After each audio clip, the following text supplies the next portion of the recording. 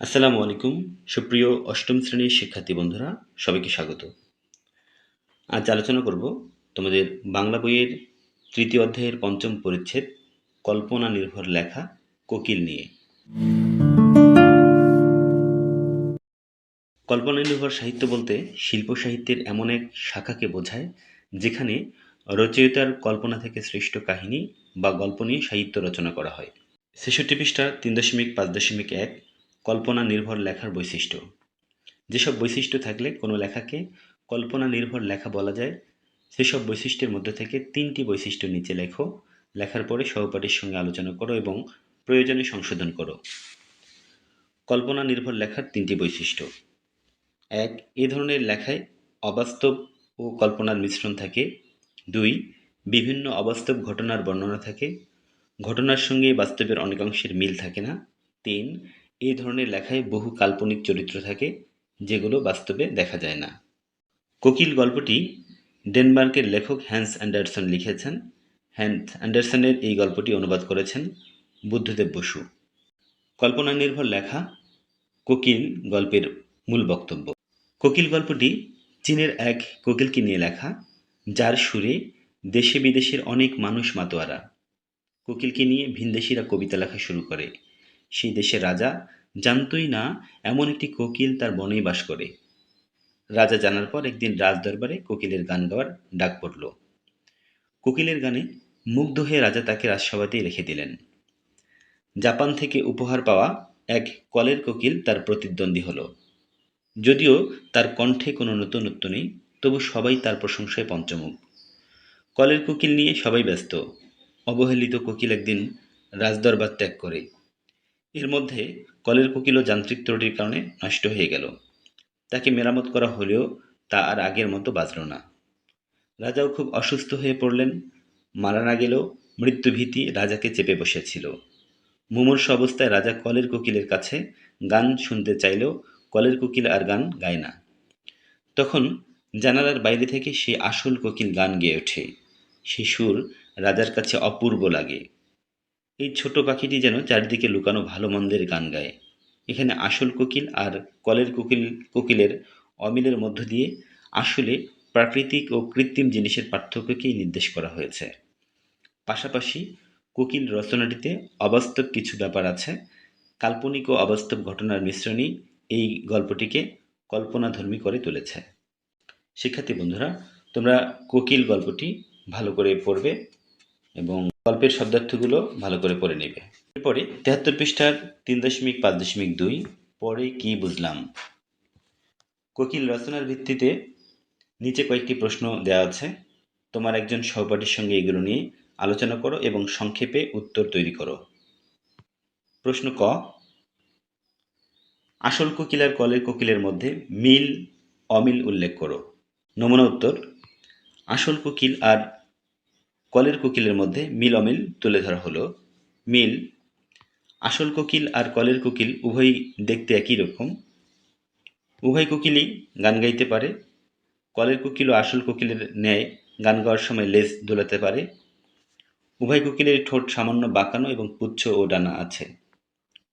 অমিল, আসল কোকিলের ইচ্ছা হলেই সে যেখানে খুশি উড়ে চলে যেতে পারে, কিন্তু কলের কোকিল চাইলেই নিজে থেকে কিছু করার সামর্থ্য নেই।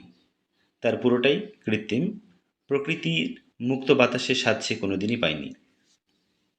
আসল কোকিল দেখতে কালো রঙের, যার রূপ দেখে প্রধান অমর্ত্য রসিকতা করেছিলেন। অপরদিকে চমৎকার কাজ করা কলের কোকিল মণিমুক্ত, হীরে জহরতে ঝলমল। সত্যিকারের কোকিল গান গায় নিজের খেয়ালে, অন্যদিকে কলের কোকিল গায় গদবাঁধা। প্রশ্ন খ, প্রধান অমাত্যকে কেমন মানুষ বলে তোমার মনে হয়? নমুনা উত্তর, কোকিল গল্পের প্রধান অমাত্য চরিত্রটি ভাবগম্ভীর ও দাম্ভিকতায় পরিপূর্ণ। তিনি এতটাই দাম্ভিকতা দেখাতেন যে নিম্নস্থ কেউ তার সঙ্গে কথা বলার সাহসও পেত না। কিন্তু রাজার আদেশ পালনে তিনি ছিলেন বদ্ধপরিকর।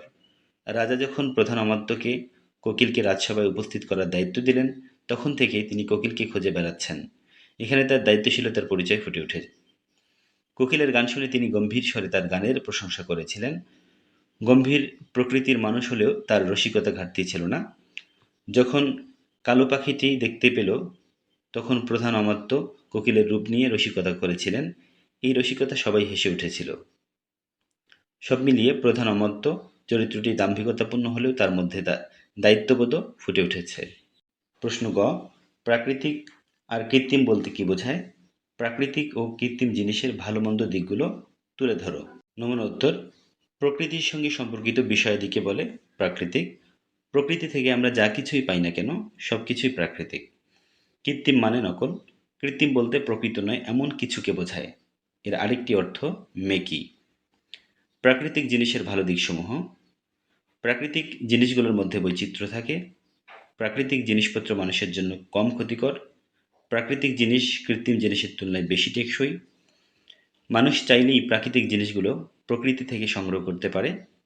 মানুষ যে খাদ্য গ্রহণ করে তার প্রায় সবটাই প্রকৃতি থেকেই আসে।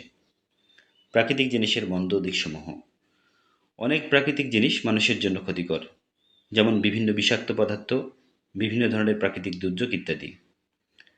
অনেক প্রাকৃতিক জিনিস দীর্ঘদিন ব্যবহারের ফলে ফুরিয়ে যায়।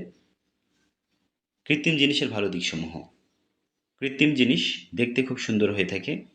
কৃত্রিম জিনিসপত্র তথা বিভিন্ন ধরনের যন্ত্রপাতি টানা দীর্ঘ সময় ব্যবহার করা যায়। এগুলো ক্লান্ত হয় না। মানুষের ইচ্ছে অনুযায়ী কৃত্রিম জিনিসপত্র তৈরি হয়ে থাকে, তাই মানুষ যেভাবে চায় কৃত্রিম জিনিসপত্রগুলোকে সেভাবেই ব্যবহার করতে পারে। কৃত্রিম জিনিসের মন্দ দিকসমূহ, কৃত্রিম জিনিসপত্র কম টেকসই হয়ে থাকে। অনেক সময় মানুষের তৈরি অনেক কৃত্রিম জিনিসপত্র মানুষের জন্য ক্ষতির কারণ হয়ে দাঁড়ায়, যেমন পারমাণবিক বোমার আবিষ্কার। কৃত্রিম জিনিসপত্রের ব্যবহার মানুষকে দিন দিন অলস করে দিচ্ছে, যেমন রোবট ও বিভিন্ন যন্ত্রপাতির ব্যবহারের ফলে মানুষ তার নিজের কর্মক্ষমতা হারাচ্ছে। কৃত্রিমভাবে তৈরি খাদ্যবস্তুগুলো মানুষের শরীরে নানা রোগ ব্যাধির কারণ হচ্ছে। ৭৪ পৃষ্ঠা ৩.৫.৩ লেখা নিয়ে মতামত। কোকিল রচনাটির যেসব বক্তব্য নিয়ে তোমার মতামত রয়েছে বা মনে প্রশ্ন জেগেছে তা নিচের ছকে লেখো। কাজ শেষে কয়েকজন সহপাঠীর সঙ্গে আলোচনা করো এবং প্রয়োজনে সংশোধন করো। একটি নমুনা দেওয়া হলো। কোকিল রচনায় যা আছে: ১. এত বড় বাগান, মালি নিজেই জানে না তার শেষ কোথায়। আমার জিজ্ঞাসা ও মতামত: রাজার বিপুল পরিমাণ অর্থ সম্পদ বোঝাতে কথাটি বলা হয়েছে। ২. এরকম বেড়ানোর কোনো সুখ নেই, সত্যি বলতে। আমার জিজ্ঞাসা মতামত: এখানে কোকিল পাখিটির স্বাধীনতা বিনষ্ট হওয়াকে বোঝাচ্ছে। ৩. মন্দ নয়, কিন্তু যতবারই গাইল একরকমই লাগলো যেন, আর কি যেন একটা নেই মনে হলো। আমার জিজ্ঞাসা মতামত: এখানে কলের কোকিলের গদবাঁধা সুরকেই বোঝানো হয়েছে। ৩.৫.৪ এটি কেন কল্পনা নির্ভর লেখা?